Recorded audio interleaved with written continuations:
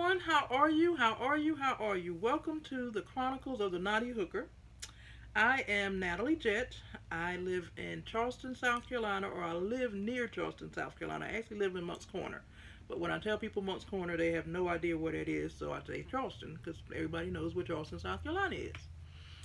Today is Monday, March 25th. I have just gotten back from Edinburgh, Scotland last night, about 8:30 I think I made it in.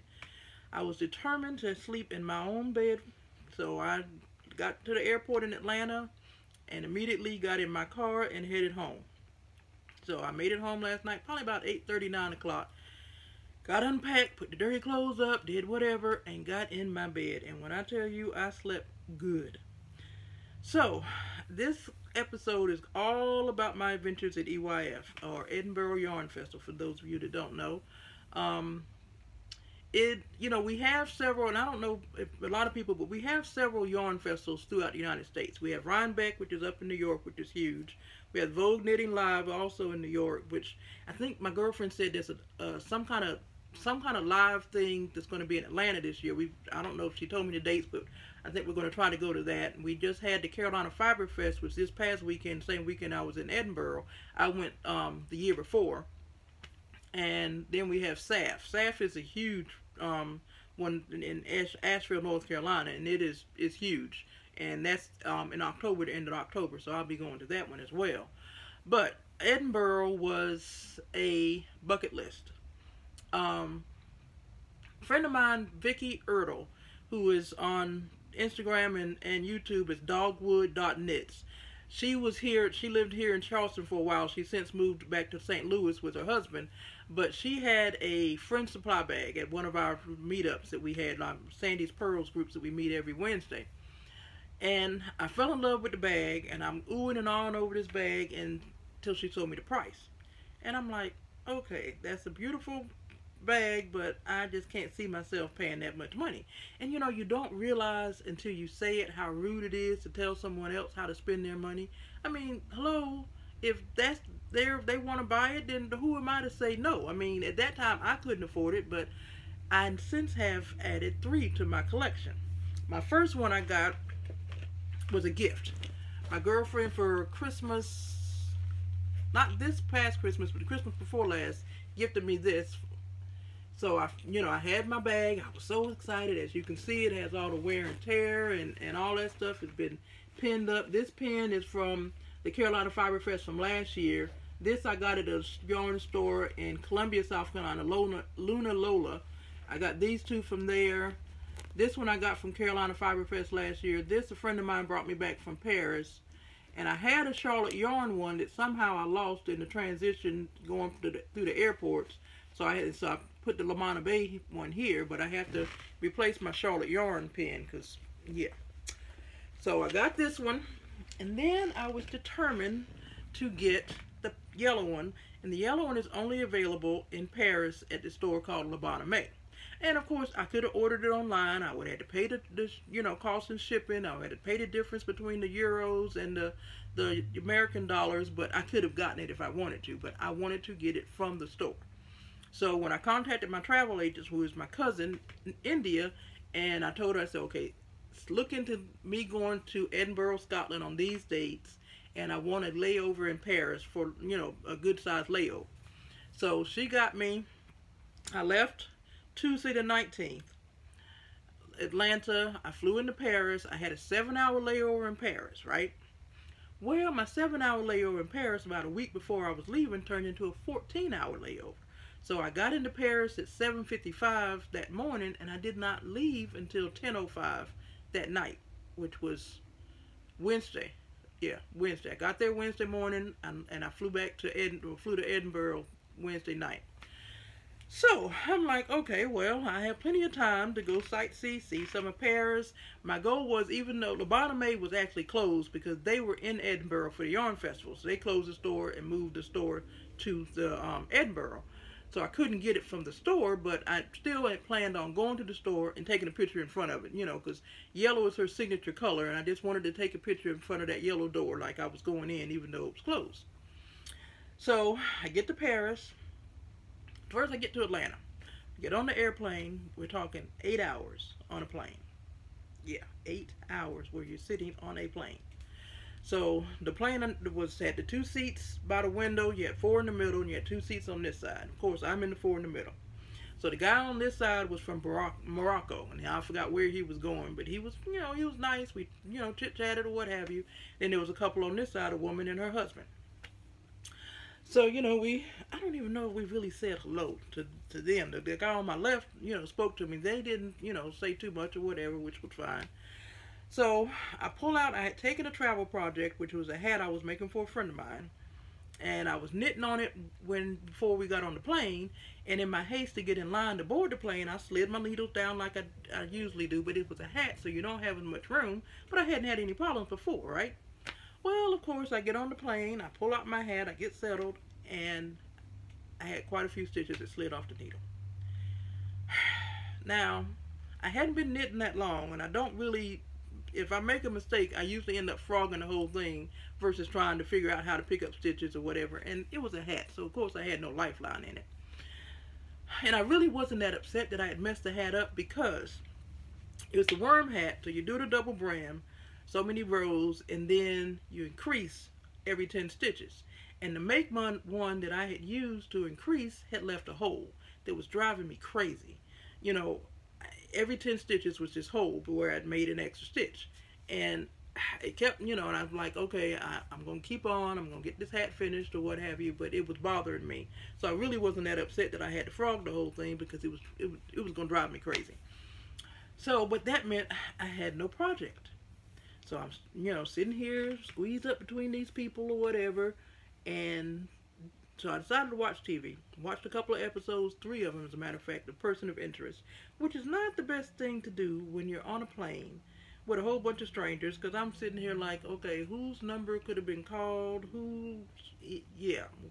So, yeah, that was fun, to say the least. So, I'm sitting here giving myself a complex, and I'm the type of person, I watch Criminal Minds, I watch Person of Interest, I watch NCIS, so I'm imagining all these scenarios that could happen, or what have you, because of course I have too much time on my hands and nothing to do. Well, then the lady beside me decides she wants to go to sleep, and apparently I was in the way. So she was like, do you mind if you kind of turn sideways so I can, because my back is hurting and I need to. So, trying to be nice, trying to be accommodating, I, kind of moved over like she wanted me to, we were still squished, so she could be comfortable. So apparently I wasn't over enough, and she's sleeping, and she kept tapping my arm, and I guess that was my cue that I needed to move over, which I totally ignored because, I'm not going to be uncomfortable, any more uncomfortable I already am, so that you can be comfortable. Really? No, not happening. So she finally woke up. No, and then she says, could you please move? I'm trying to get straight. I need to be straight. Lady, you finna get straight if you don't stop bothering me. So finally she got up to use the bathroom, and when she got up, her husband scooted over, and she sat on the other end. I'm like, cool, because you had tapped me one more time, and me and you was going to be fighting on this plane. So, get to Atlanta. Of course, they got up, didn't speak, didn't, nothing. The guy from Morocco made sure you got everything you need, you set. Yes, I'm fine, thank you so much. Have safe travels, because I forgot where he was going. So, I got off the plane in Paris. Paris airport is huge. So I have to, and you go up and take this shuttle here, take this shuttle there. So I take these 2 shuttles, take the L and the M shuttle to the K, wherever K I needed to be. Go up this escalator, turn here, because I wanted to make sure, because when I left Atlanta, they said there was 2 flights going to Edinburgh. One left at 9:35 and one left, the regular one, at 10:05. So I went to see, and I thought, even though I was going to miss my time in Paris, I said, well, maybe it's meant for me to go ahead and get on the 9:35 flight, and that way I'll have more time to spend in Edinburgh. Well, no. So we get up there, and they said, well, if you get on the 9:35 flight, there's no way for us to get your luggage there. So you could go to Edinburgh, but your luggage, and then I'd have to get a ride back to the airport to pick my, no, I ain't doing all that.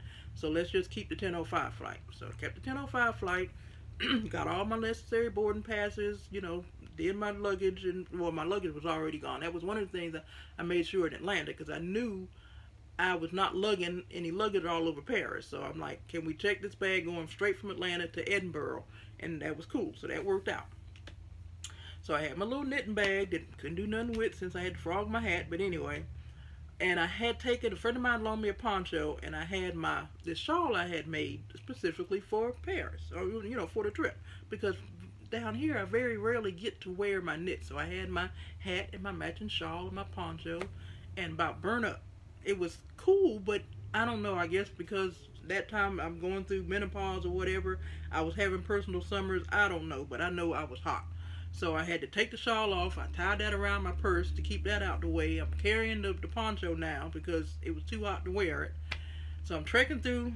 So I hadn't even left the airport yet. I went to this lady at the airport, and I'm like, okay, how do I get out so I can go tour, got some kind of bug, tour Paris? And she was, oh, no, ma'am, you can't leave the airport unless you have a visa. Excuse me? Yes, you have to have a visa to leave the airport. And I'm like, wait a minute now. I have my passport that I just got, so why do I need a visa? My travel agent didn't say anything about a visa. So I went up to a couple more people, and they told me the same thing, that no, you can't leave the airport unless you have a visa. So I get down, sit down, I pull up the Wi-Fi. That's another thing. I will tell you, if you're going to travel internationally, make sure you get the international plan on your phone. Because I did not. Because I didn't even check into it. I have a prepaid phone. I didn't even know if it was available for a prepaid phone. But I didn't check into it because I didn't want to spend that extra money. Because, hello, I could have bought yarn with it, So, no international plan, which meant no phone. I had a phone. I could take pictures on it. And as long as I was on somebody's Wi-Fi, I could use it. But once I left Wi-Fi range, I was just, no. Couldn't collect any Pokemon. Couldn't do anything. So I'm on the Wi-Fi at the airport. So I sit down, I pull it up, and it says, no, as long as you're only in Paris for less than 90 days, you don't need a visa to travel. So by that time, I was tired, and I'm like, I'm not going to argue with these people. I'm frustrated. I need to go ahead and try to take me a nap. And they have these, what they call lounges throughout the airport with these funky chairs that lay out or whatever that you can lay down and take a nap. I don't sleep on a plane. So good and well, I was not laying out in some lounge with other people. I mean, there were people in there snoring. One guy's shirt had come up, his belly was hanging out. No. Because see, then I'm worrying about whether you're getting in my purse. I'm worrying about whether you're trying to get my DNA. No. But they had a hotel. And you could rent a room for 4 hours. So I said, okay. It was cost $75 to rent a room for 4 hours, but hey, that sleep was I slept good. So I got the room, took me a little nap, got up, and I'm like, okay, I'm up, I've had some sleep, I'm refreshed, I am going to see Paris. So I go and I told the lady, I said, look, according to this website, it's telling me I don't need a visa, so she told me where to go down this escalator, turn here, go down this escalator. Finally made it to the exit, and the guy says, well, you need to go to K51. Why? You just need to go to K51. So I go back up the two or three elevators, go around this corner, get to K51, and he says, yes, this is where you board, but you don't board till 10:05. So I go back down the escalators, back around the way, finally get to where I need to be, go through customs, get my stamp on my passport, and I'm out in the airport. I'm out of the airport. Now, again, I should have done my research to know that I could have caught the metro train, subway, from the Paris airport to downtown Paris, where the Eiffel Tower is, for 10.3 euros. Yeah, Paris is euros, Scotland is pounds, so euros. Had I known that, I could have saved myself a whole lot of money. But this taxi driver saw sucker written across my forehead, so he says, hey, you need a ride? I said, yeah, I'm going to the Eiffel Tower. Okay, come. We have to go upstairs. And why are you not parked on the level that I need to be on? Why do I have to walk some more? So I'm going up this escalator, we go up this elevator, we turn this corner, we get to this taxi. First clue was that he didn't have a meter. And I asked him a couple times on our trip to his taxi how much it was going to cost. Oh, this your first time in Paris? You get a discount. Yeah, okay. So we get in the car. I'm sitting in the front with him. He's pointing this out, pointing that out. He shows me how far away the Eiffel Tower was, and it was a good distance. It was probably a good 40-45 minutes with minimal traffic. So I can only imagine how much, if this was like 2 o'clock in the afternoon. So traffic wasn't that bad.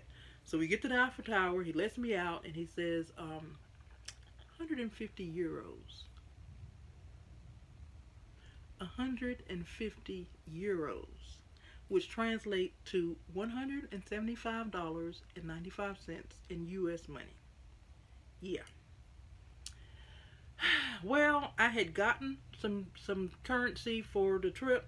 I got euros and I got pounds, just, because I figured tax, tips, souvenirs, or what have you.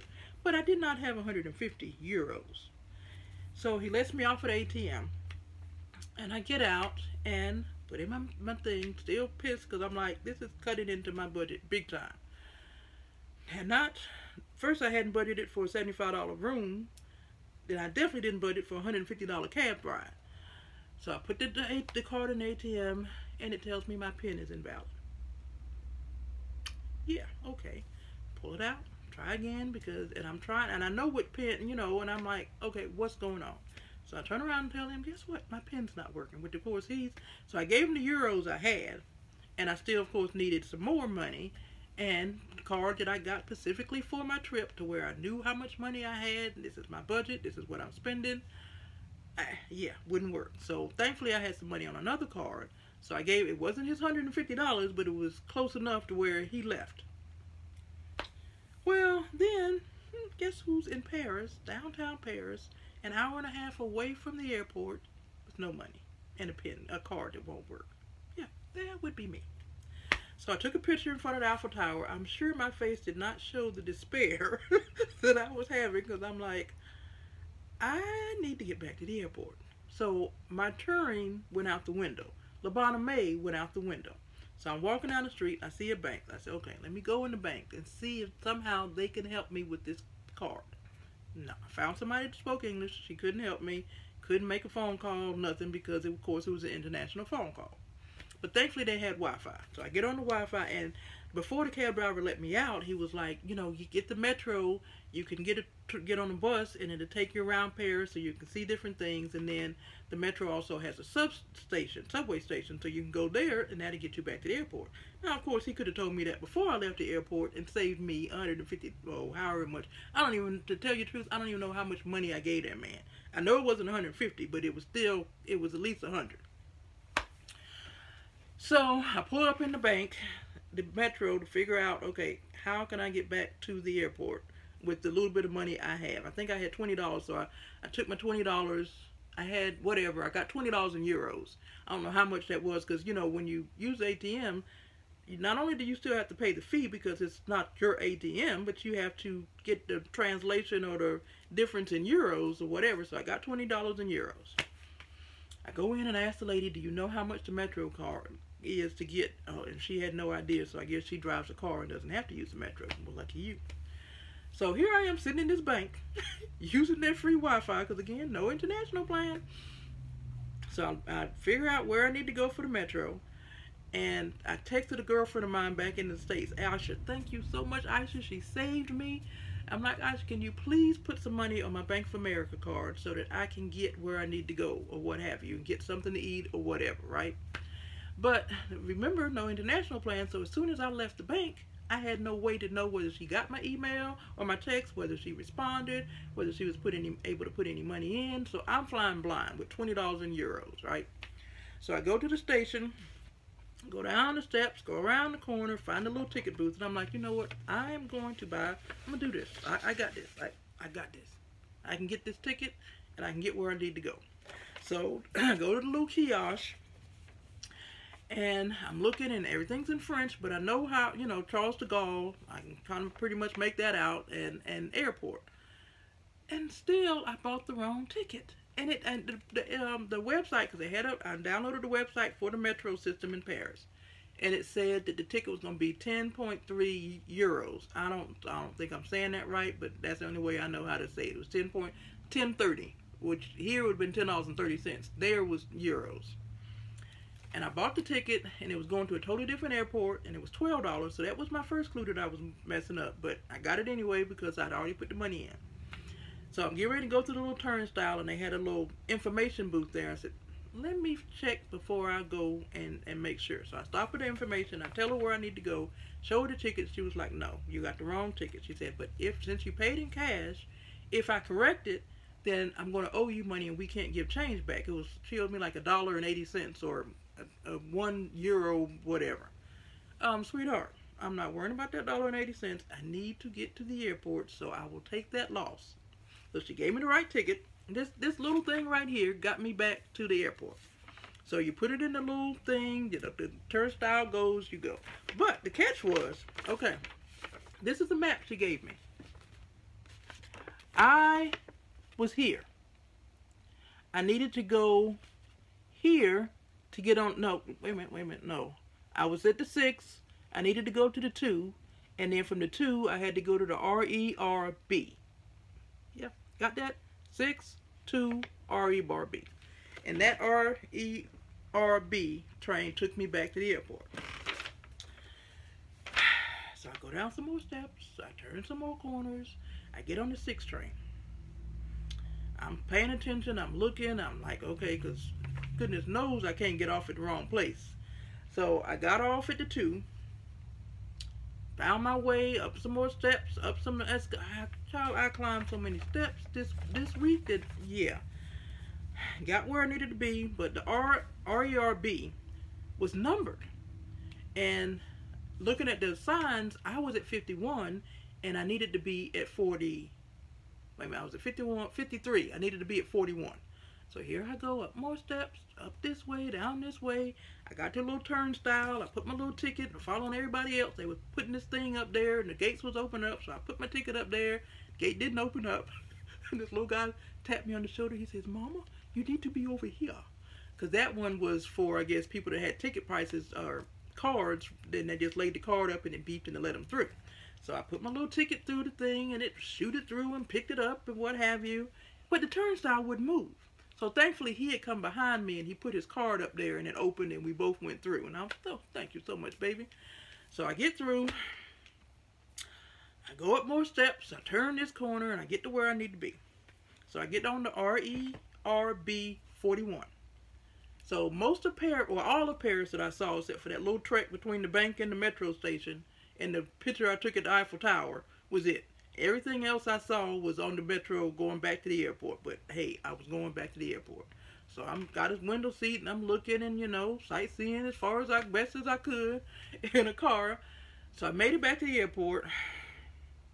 Took the shuttle, got there, got where I needed to be, got back to K51. Now, also, let me tell y'all something. People in Europe aren't very big on ice.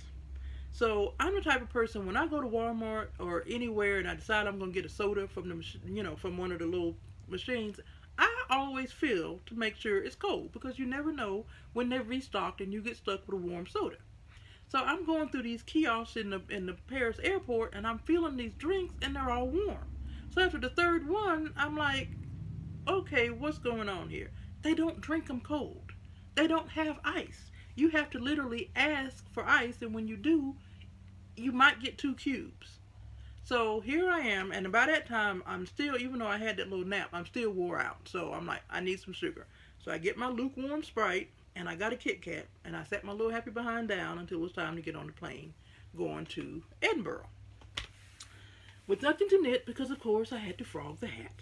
Or I was going to, I didn't frog it until this morning, but anyway. So I'm people watching, I'm on the phone, I'm catching Pokemon, and till, you know, got on the airport, on the airplane, got to Edinburgh, like 11:50, almost 12 o'clock.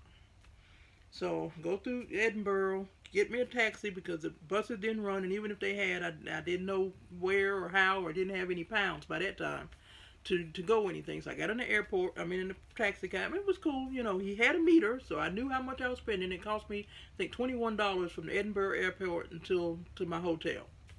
And this driver wasn't talkative at all, which was fine. You know, by that time, I didn't want to talk to nobody. I just wanted a bed. So I get to to the hotel, go upstairs, get my room, get everything situated. I text my girlfriend Chantel because she left. She had gotten there Sunday. We were at the same hotel, but she was there already. So I text her, I'm here, I'm in, I'm going to bed, I'll see you tomorrow. Now, the way the Edinburgh Yarn Festival worked, you subscribe to their newsletter. And when the tickets were available, they gave you a week in advance. They let you know, okay, tickets will go on sale for advanced tickets, which means you can get in the door at 10 o'clock versus 1 o'clock. They went on sale that Saturday. You had 4 o'clock their time, which was 11 o'clock our time. And I totally forgot. So my girlfriend texts me, Chantel texts me, she's like, Natalie, I got tickets for, and I'm like, oh, snap. So by the time I got online, I could only get advance tickets for Saturday. She got advance tickets for Wednesday, Thursday, Friday, and Saturday. Okay. Well, Wednesday I missed altogether anyway because I was in Paris wandering around lost with no money. So Thursday, and it worked out Thursday because I'm like, I'm not getting up and being there at 10 o'clock anyway when I don't get in until 12. So that worked out fine. So I was able to sleep in, got up. The hotel was not very knowledgeable as far as events and where to go or what have you. So they told me how to get to the bus station, which was just a short walk around the block. But again, I was walking. Yeah. So I walked, got on the bus, made sure I got the right bus. But by that time, again, I hadn't changed any money yet. So all I had was $3 in American dollars and my credit card that I had finally got working because I went and downstairs and I called. Thankfully, Navy Federal Credit Union had a 700, a collect number that you could call, so it didn't charge anything or what have you. So I called them, and the lady had the nerve to tell me, well, Miss Jett, it doesn't look like we even set up a PIN for that card. Well, I put in the travel notifications. I let everybody, all of my cards, I let them know I'm traveling from this state to this state. But that card, I had no PIN number. So we set up a PIN number over the phone, got that straightened out or whatever. So I had access to my money finally, but still only had $3 in my pocket. So I go to the bus stop, I get on the bus, and I told him, look, man, I said, I'm sorry, I only have American dollars. He was like, sit down, I'll let you know when you need to get off. So, I mean, he was cool. He let me ride for free. I mean, a ride was for a single ticket was 1.7 pounds, because we're in Scotland now, so we're on pounds and not euros. So he let me ride for free. He told me where to get off. And of course, there's all these knitters and crafters or whatever, because you could tell by all the stuff they were showing off. And that was one good thing, is that I finally had a chance to wear my matching hat, because hat and scarf, because I was determined that my shawl and my hat was going to match. Because when we had that snow a couple of years back and I got a chance to finally wear all my knit stuff that I've been wearing, I found out none of the stuff I had matched. I had a hat, I had a nice shawl, but they didn't match and weren't even close. So I'm like, okay, I'm going to knit me a hat and a shawl to match. Had that. So I'm all decked out in my, matching stuff, and I'm admiring all these other ladies that, getting on with their things or whatever. So you get off the bus and you have to cross the street. There, you need to pay attention to the walk and not walk signs, because you get off, especially being American. I'm standing here and the sign is red, but I'm thinking, okay, I don't see anybody coming, I can go. Well, I looked the wrong way. I looked this way, traffic's coming from this way. So my little happy behind stepped out and had to step back real quick because I almost got hit. So after that, well, one more time because I almost got me and Chantel hit, but yeah, I'm waiting for the sign to turn green. So I go across the street and I look up, and it's this store, but all I saw on the side of that store was the Mickey D's Golden Arches. McDonald's. Yes. Cold soda. So I go in the store, and it was ABWAS. I'm not even going to try to pronounce it. It was like a Walmart, because it had the side where you have your groceries and all of that stuff, and then it had clothes, had a post office. All I was focused on was the Mickey D's. So I go and I get my little kiosk. I mean, you literally have to ask for ice. If I had went up to the counter and asked for a soda, I would have got a soda with no ice. So I ordered my little quarter pounder of cheese, and I will tell you, they do the same things they do here. They dump all your pickles in one spot. I don't understand how difficult it is to spread pickles. I mean, you ain't getting me with 3. You can't put them in different places. I'm not going to digress there. So I get my quarter pounder with cheese, I get my orange soda with ice, and I sit down and I collect Pokemon and I people watch. Because, again, there's people in there, going to the festival. So I finish eating, spend my Pokestop, because there was a Pokestop at the post office. Get my, that, and go on about my business. Go down, and that was Thursday. So the line really wasn't long. I basically just went in, got my wristband, and they did it. You had wristbands. So this was my wristband for Thursday. This was Friday, and this was Saturday. And then they had a special knit night, so I got my wristband for the knit night. So each day, you had, so I went up and got my wristband for Thursday, and I thankfully had remembered to take my ticket for the knit night, because I wasn't sure whether we were going to go back to the hotel in between or not, and we didn't, so I'm glad I brought it, because I'd have been up the creek. So I got my wristband for the knit night, and they had a couple of seating areas, thank goodness, because you go in the festival, and I mean, I've been to SAF. SAF is this huge building but SAF is not as compact as this was. So it seemed more overwhelming because all the vendors were closer together. Like in one corner you had LaBonna Mae, you had Stephen and Penelope, and you had Stephen West. So you basically weren't even getting in that corner. Because Stephen West was doing autographs and taking pictures, and so I mean but that was my whole goal for going, was LaBonna Mae. So I found Chantel. No, I didn't. When I first got there, Chantel was out. So I found me a seat. And I sat across from this guy, Rodeo Knits, on Instagram. I can't remember what his real name is, but he's Rodeo Knits on Instagram. And he was from Charleston, West Virginia. So we talked and what have you. And then finally Chantel came and found me, and he went on with his friends or what have you. So I told Chantel, you sit here, save the seats, and then I'll go, because my only goal was, my yellow Friend Supply bag. So I went to LaBonna Mae. I got my yellow Friend Supply bag. I got a LaBonna Mae pen. I got the Edinburgh pen. I got the little gray girl pen from a vendor that I bought some stuff, and then my Martin Labs pen. So I got my yellow bag. I bought a couple of pens. I think that was it, all I bought Thursday. And I went back and we sat down, and me and Chantel were on this side, and two ladies came and sat on this side, and they turned out they were from San Diego. So we met Trish the Dish and Diane with no E. She had two N's but no E on the end of her name. So we sat and talked to Trish and Diane. We're knitting, we're, just chit-chatting or whatever, and we looked over, and there was a lady over there, and she had a Mrs. Brown's bag. Now, Mrs. Brown's bags are from Jody from the Grocery Girls, their YouTube channel. One of the sisters, Jody, does bags. So I recognized that bag right away. So, and turns out she was from Calgary, Alberta. Her name was Amaya. So we sat and we talked to them, and then, we got up and got ready to go to the knit night, because you had to go in a different venue for the knit night. So we just dragged Amaya with us, and so it was me, Chantel, Trish the Dish, Diane, and now Amaya from Calgary. So they had these big round tables set up. You had 10 chairs at each table. You had your cheese and your chicken strips, roasted chicken strips, and pepperoni, and all kind of little snack things, which was quite disappointing because I was looking for a meal, but okay. So we had that. So the five of us sat down, and then we had this group of ladies come up looking for seats, and they were, I can't remember if they were Sweden or Norway. Either way, they didn't speak them. They did speak some of them spoke some, but it was a whole group of ladies that had a knitting group wherever, Sweden or Norway. I can't remember which one, but they needed an extra seat.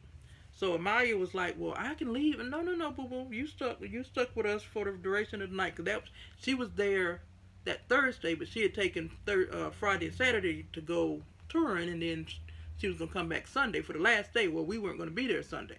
So she sat with us, and so we had a good time. We met the ladies from Norway. I'm pretty sure it was Norway. But anyway.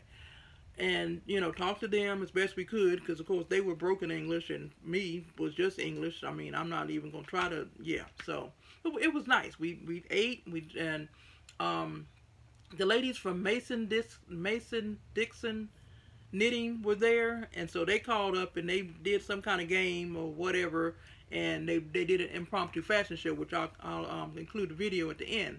So everybody, people that got up that had on their beautiful knits. There was a lady there, she was a Portuguese knitter, and she had knit this beautiful teal sweater dress. It was beautiful.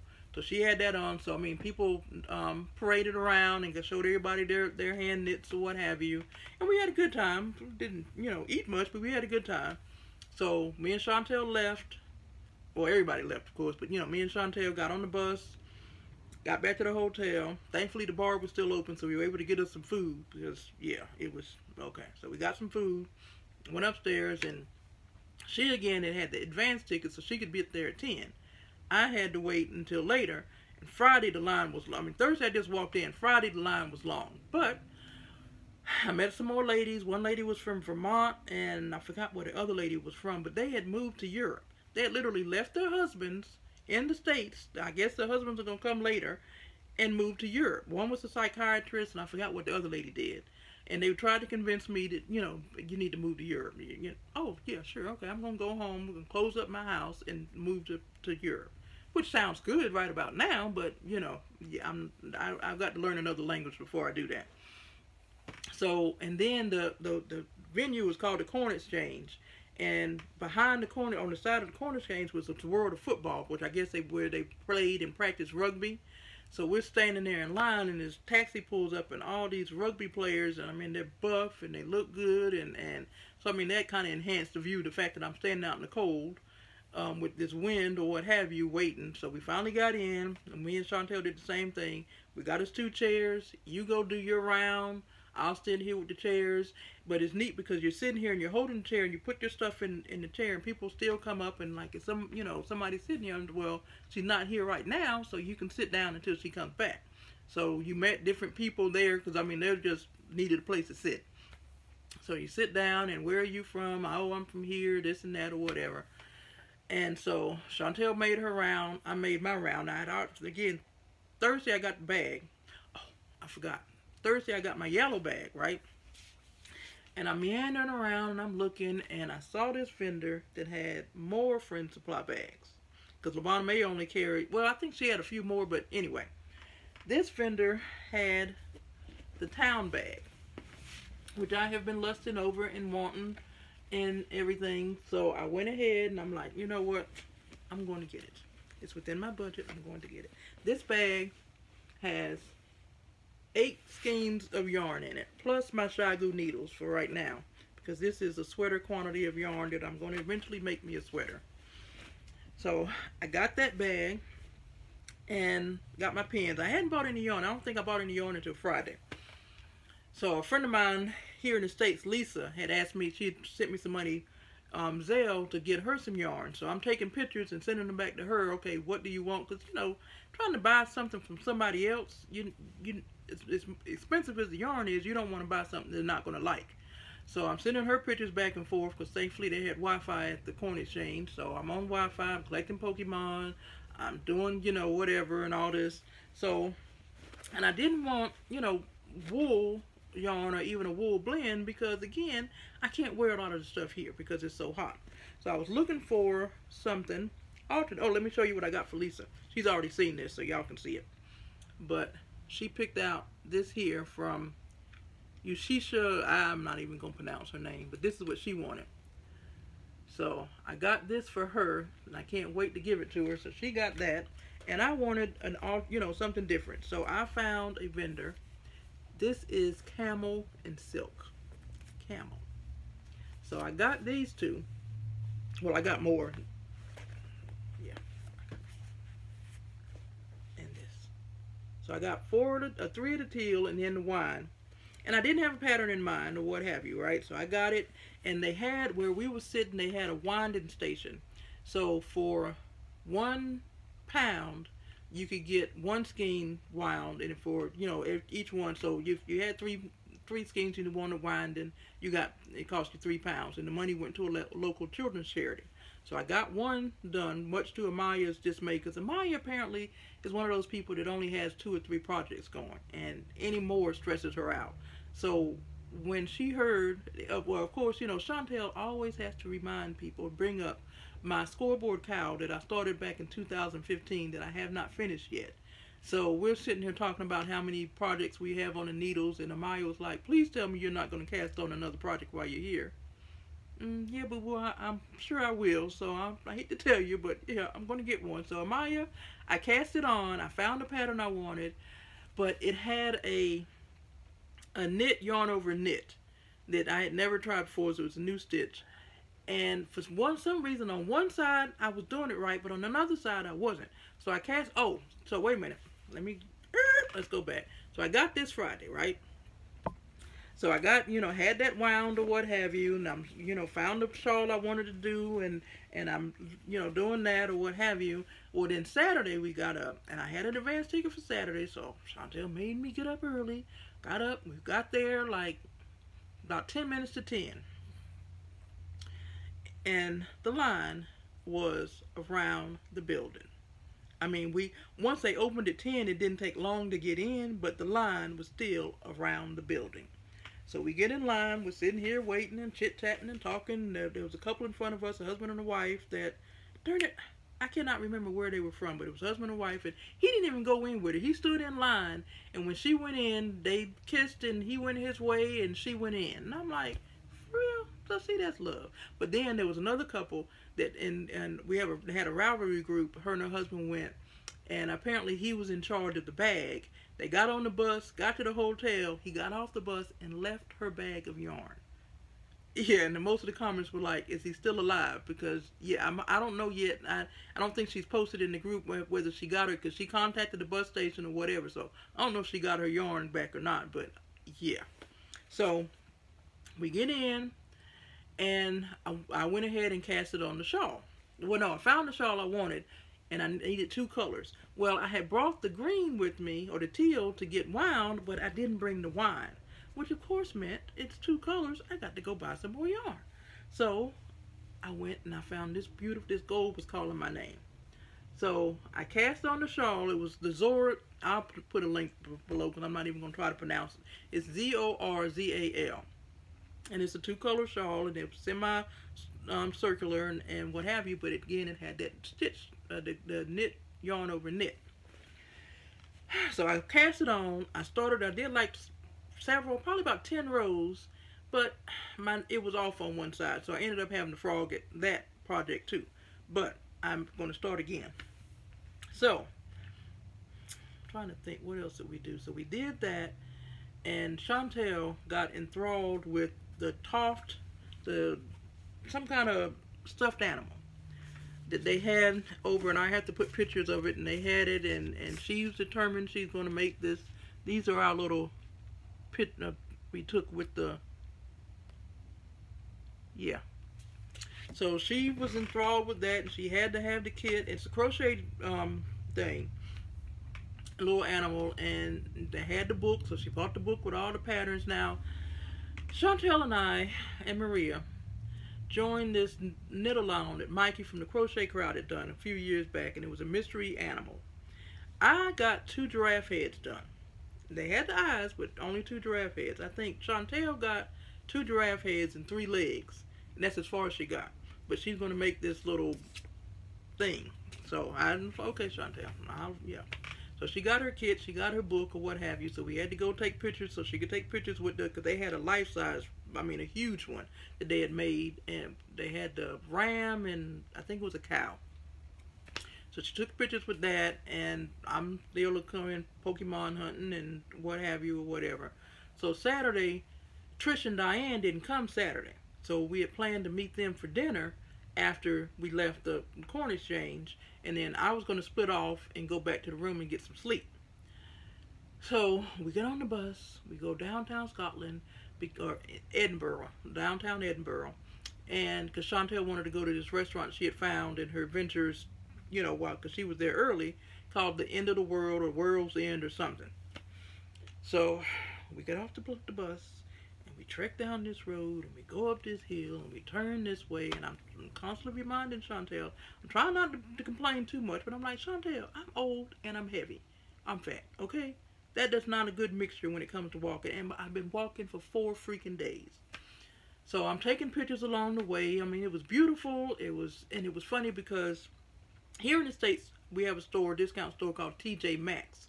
There in Edinburgh is TK Maxx. We didn't go in because I'm like, So we get to the restaurant, up this hill, around this corner, down this hill,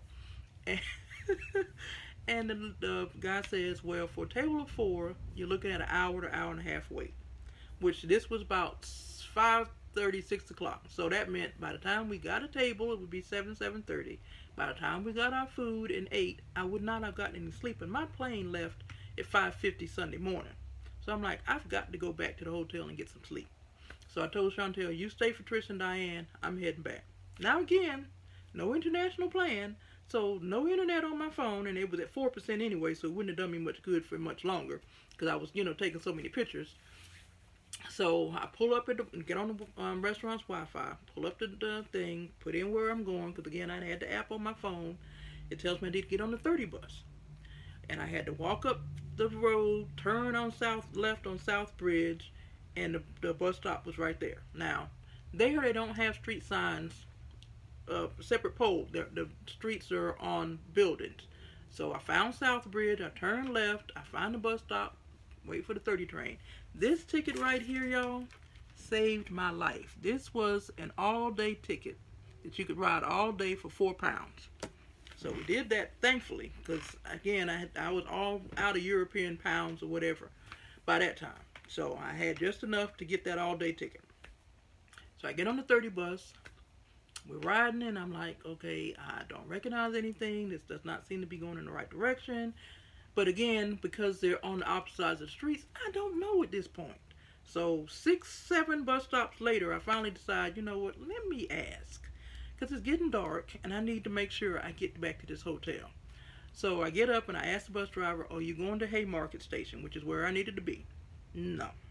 You need to get off this bus, you need to go across the street and catch the 2 bus, and it will take you to Haymarket.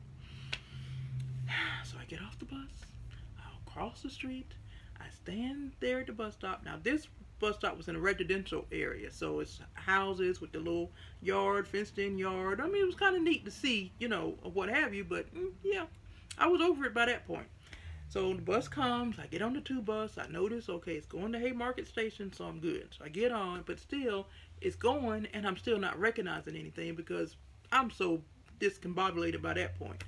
Well, the hotel sits on this street, and on the corner is this place called Malone's Pub that we attended to eat at, but we never got to. I think Chantel ate there, I didn't. But, child, when I tell y'all, when I saw Malone's Pub, I was on cloud 9. I'm at the right place, my bus station, I get off at the next station, good.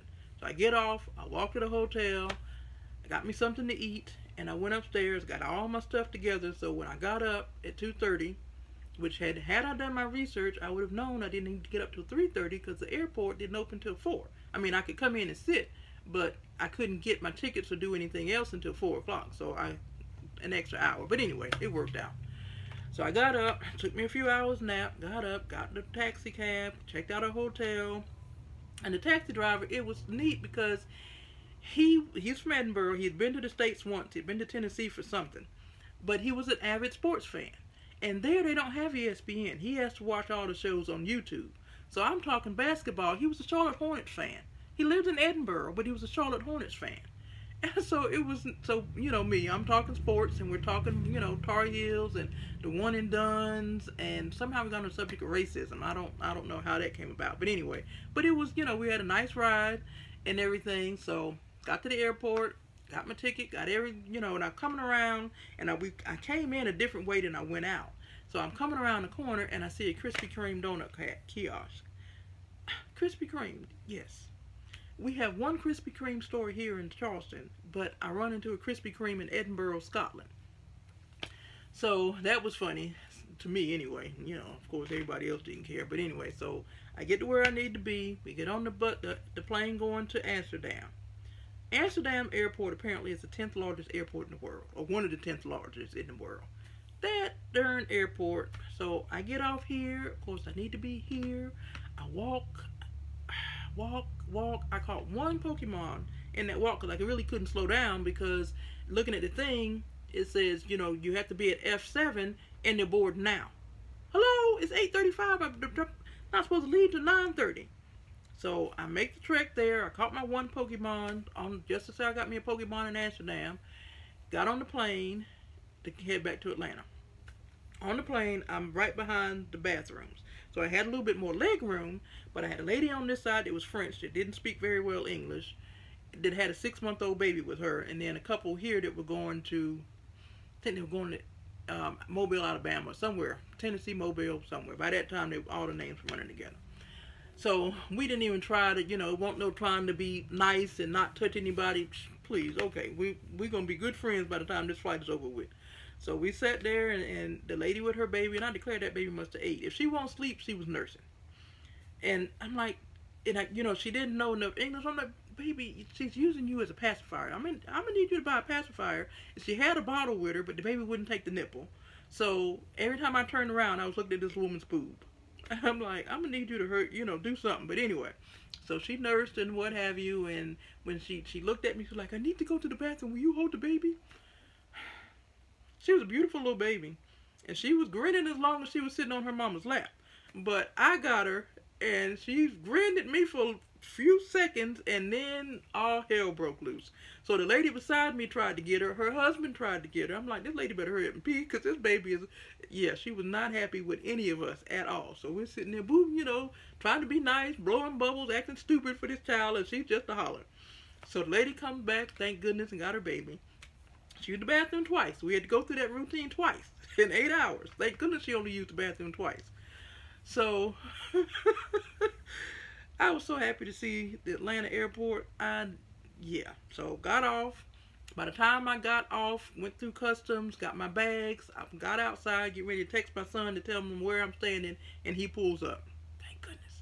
So I get in and got to my cousin's house, and I knew if I went in to try to sit and watch my Tar Heels play, I'd have never made it home last night. And I was determined I was going to sleep in my bed.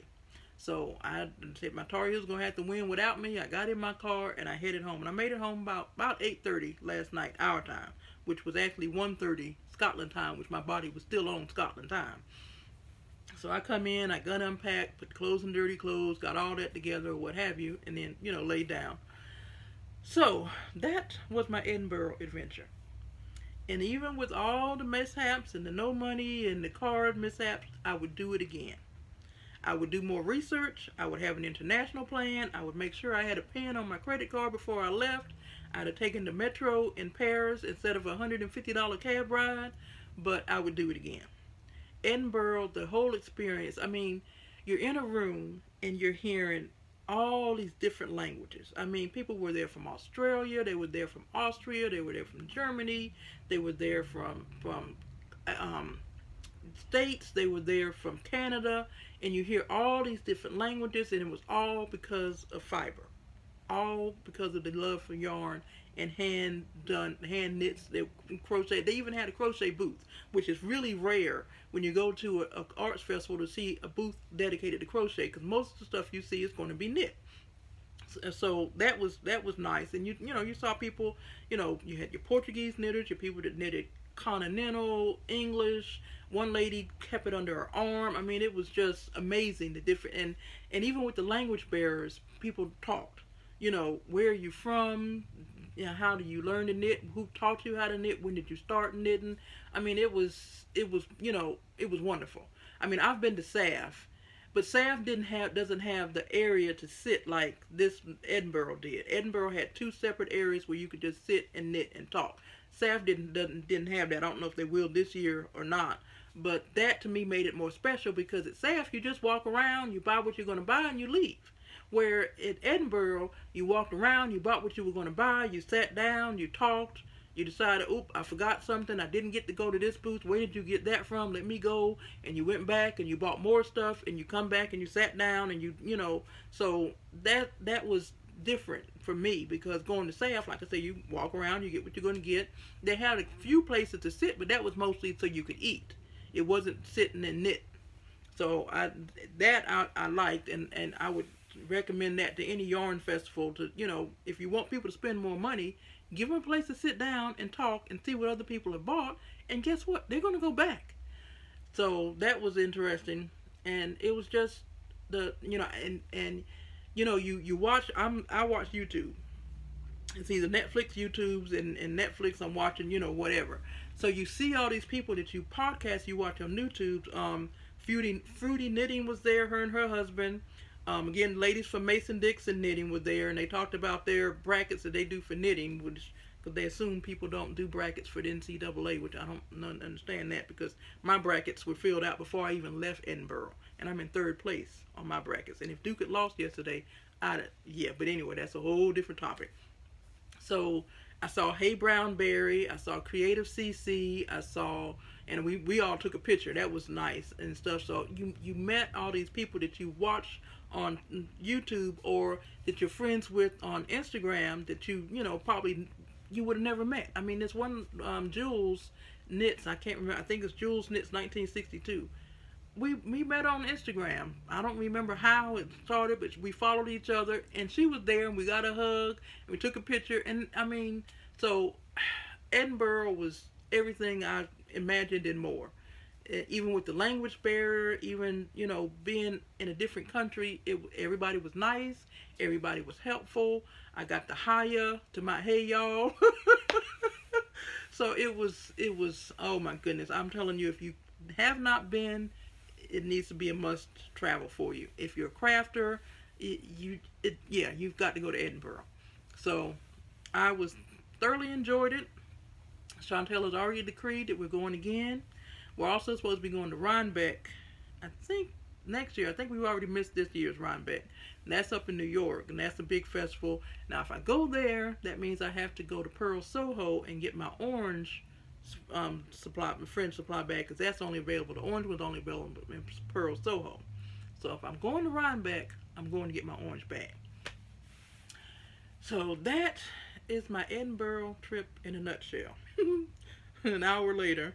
But I wanted to do this video while it was still fresh on my mind, and I was still traumatized from being in Paris with no money. And but I'd do it again in a heartbeat, and I really enjoyed myself. Being there with a friend, with Chantel there, was extra special, and having met, you know, Trish and Diane, which we've already talked, you know, a couple times on YouTube, or not YouTube, but Instagram and Facebook or what have you. And Amaya, for some reason, is not on social media, so I can't keep up with her. But hopefully she didn't come. Let's see, we met her Thursday night. She didn't come Friday and Saturday because she was doing tours of Edinburgh, but she was there Sunday, but we weren't. So hopefully she made it back. Well, no, she wasn't leaving. Matter of fact, I don't think she's leaving until Wednesday. She was going to do some more touring or go somewhere else or whatever. So it'll be a while before she makes it back to Calgary. But it was nice meeting her and seeing her. Oh, and you know what? She's not on social media, but she followed me on YouTube so she could watch this video. And I told her my name was the Naughty Hooker. Well, she put in naughty as N-A-U-G-H-T, hooker. You can imagine. And she was, oh no, boo-boo, that's not me. They spelled K-N-O, not N-A. Yeah, so that was hilarious because she was traumatized. But I didn't even want to look at see what came up when she put in that one. But that was funny. But I really enjoyed myself. I'm so happy for the people I met, the new friends that I have on Instagram, followers or whatever, people that allowed me to share their energy, to share their joy for being there, and it was great. It was wonderful. I posted as many pictures as I could on Facebook so my friends could follow me, so that was nice, you know, getting the well wishes and people worried that I was, you know, whatever. But I thoroughly enjoyed myself, and I will definitely be back. So Edinburgh, be ready next year. I will know what bus to get on, I will know where I'm going, and I will have plenty of pounds with me. And I will still go to Mickey D's. So y'all have fun, take care. I will see you probably again in a couple of weeks. I'll have some projects to actually show that I've actually done. But other than that, I have survived Edinburgh, and I am going to try to get rid of this jet lag. So take care, safe travels. See ya.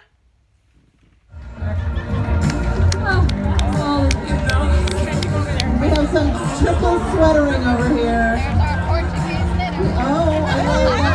Oh my goodness. You guys, this is like deeply moving. We have the mustard squad.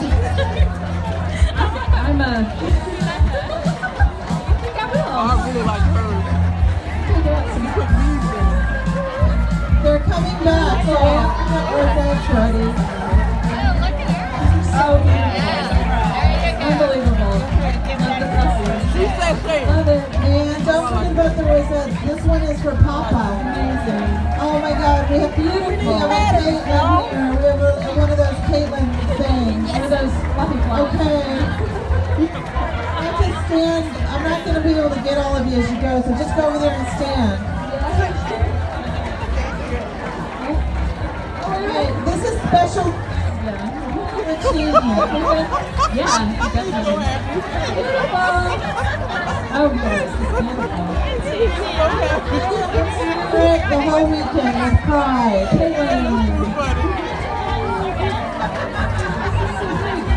Oh, that's amazing. Beautiful. It's supposed to be like There's a Birkin. There's a Birkin right there. You get a rosette. Oh my God, there's too many good ones. Okay, I love this one with the fuzzy one. That's amazing. You get most colors. That's gorgeous. And is that a whole dress? That's a rosette right there. You get a rosette, and that's a pull-up, right? Oh, wait a second. You still get it. You still get it. Here we go. You get one for being a pom-pom cover sweater. This is a good place to get one, you know, because you're stalled. Anybody here not?